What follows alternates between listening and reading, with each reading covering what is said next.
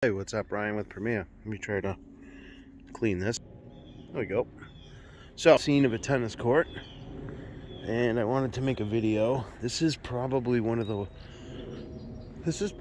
worst it gets when it comes to tennis court resurfacing. You got everything going on here. All right, you got the mold. You can see the footprints in the algae that's been growing on the court from it not getting any sun. It's completely surrounded by trees.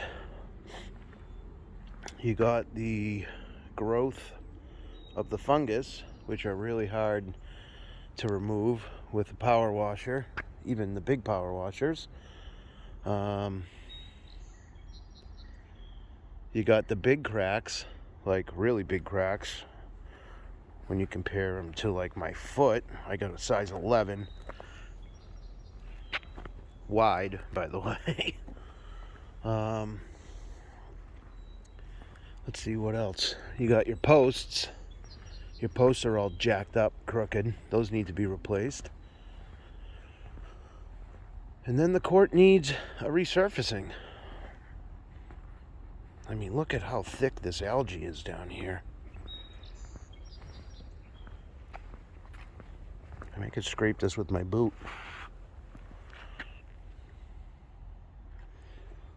So, what do you do when you got a court that's like this?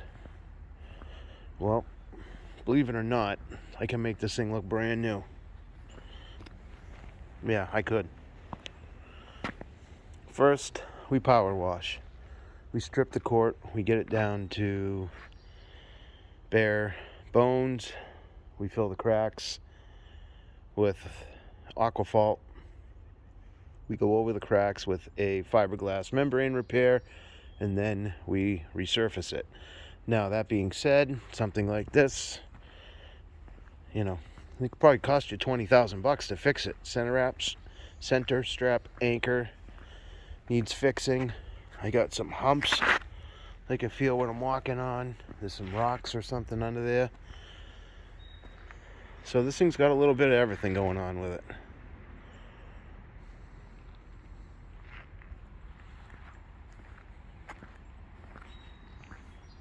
This is about as worst as it gets when it comes to tennis court resurfacing.